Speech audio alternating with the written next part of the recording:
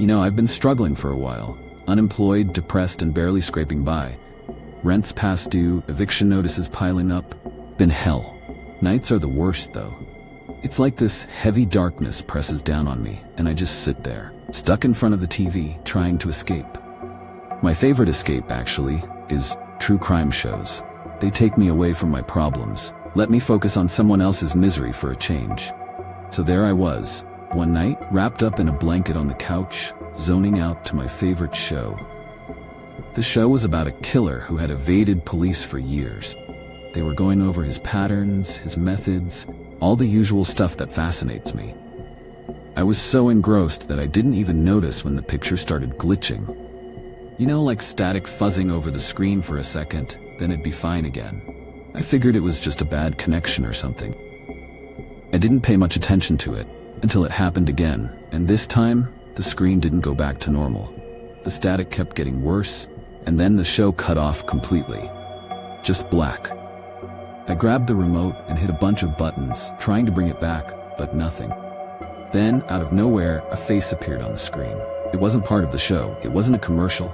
Just this man staring right at me. His face was pale, almost sickly looking, with dark circles around his eyes, like he hadn't slept in weeks. At first, I thought it was just another glitch, maybe some kind of weird broadcast interference. But then he started speaking. His voice was soft, almost a whisper. He said, "Billy, I've been watching you for so long. I've always loved you. You know that, right? Since the beginning." I froze. My heart started pounding in my chest. How the hell did this guy know my name? I don't know how long I just sat there, staring back at him. I wanted to change the channel, turn the TV off, do something, anything, but I was paralyzed. His voice, it wasn't just the words, it was how desperate he sounded, like he was begging me to understand, like he needed me to. I finally snapped out of it and started flipping through channels, but no matter where I went, it was there. On every station. The same man, saying the same thing. "Billy, don't you remember me? I've been here all along. You've seen me, you just don't want to admit it." I was freaking out. I unplugged the TV from the wall, but the image didn't go away. The screen still showed his face, and he was getting more frantic. His voice started to crack, and he began pounding on the screen, like he was trying to break through. "Let me in, Billy. I need to be with you. You can't keep ignoring me." I grabbed a chair and smashed it into the TV. Glass shattered everywhere. The screen cracked, but his face, it was still there. And the voice, it wasn't coming from the TV anymore. It was coming from somewhere in the house. Every device I owned was lit up, flashing his image, echoing his words. The more I tried to shut them off, the louder his voice became. It was unbearable. I could hear him everywhere. Panic set in. My mind raced back to what he said, about me knowing him, seeing him before, and that's when it hit me. He wasn't lying. I did recognize him. I've seen him in my photos, hundreds of them, on my phone, taken over years. He's always there, in the background, just standing and watching. I just never noticed until now. I started scrolling through my pictures, my hands shaking, and there he was, in every one. Just a little more visible each time. At my birthday party last year, he's standing by the door. On my trip to the beach, he's sitting a few rows back. Hell, even in childhood photos, he's there. Always watching, always just out of focus. And then I remembered those strange moments throughout my life. That feeling like someone was standing too close on the bus, or the shadows that lingered too long in the hallways of my school, that unsettling sense of being followed. It wasn't just in my head, it was always there. I tried to think of what to do, but my thoughts were jumbled. I didn't know if I should run or hide or confront him. But how do you confront something like that? Something that's been there all along, just waiting for you to notice? The voice kept getting louder, more desperate. It echoed through my apartment, filling every corner of my brain. I grabbed my phone to call someone, anyone. But all I could hear on the line was his voice, whispering, begging me to let him in. Then, out of nowhere, power cut off. The apartment plunged into darkness, and for a moment everything was silent, but not peaceful. It was the kind of silence that's so thick it's almost a sound in itself. I could still hear my heartbeat in my ears, pounding, frantic. I fumbled around, searching for my phone, needing to see something, anything, other than the pitch-black void around me. As soon as I got the screen to light up, that's when I heard it. Breathing. Not my own. Faint, raspy breaths, coming from right next to me. I froze. My mind was screaming at me to move, to run, but my body wouldn't listen.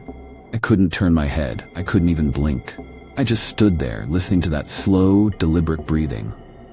It was so close, right there in the dark. I could almost feel it, warm and damp on my neck. And then I realized I wasn't alone. He was there. The man from the TV, from my pictures, from my life. He was standing right next to me in the same room. I felt the air shift beside me, and that's when I knew he wasn't just watching me anymore. He was right there, close enough to touch, close enough to... I don't know how I found the strength, but I managed to turn my head just a little, just enough to see out of the corner of my eye. There, in the darkness, was a shadow, a figure standing just inches away. I couldn't make out his face, but I knew it was him. The breathing got louder, more erratic. It matched the pounding of my heart, both growing more frantic by the second. And then, he spoke. That same desperate voice, but now it was right there, in the room with me. Billy. Please, let me in. I need you to remember. I could feel his breath on my ear, and the world started to spin. My legs gave out, and I dropped to the floor, clutching my phone like it was some kind of lifeline. But there was no escape. His voice was everywhere, surrounding me, filling the room with that same relentless plea. Billy, let me in. You can't keep running.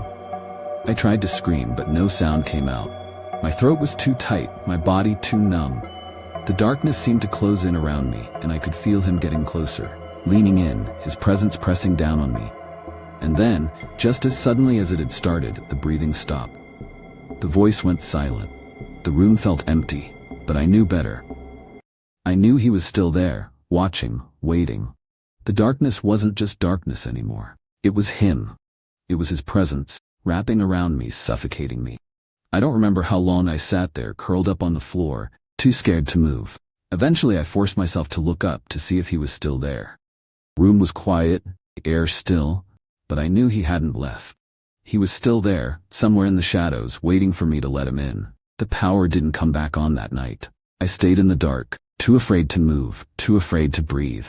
And the whole time, I could feel him, just out of sight, just out of reach, waiting, always waiting. To this day, I still feel him sometimes. When I'm alone, when the room is too quiet, when the shadows are just a little too long. He's still there, watching, waiting for the moment I finally let him in. And I know, deep down, that one day I won't be able to stop him. One day, I'll find a way to break through.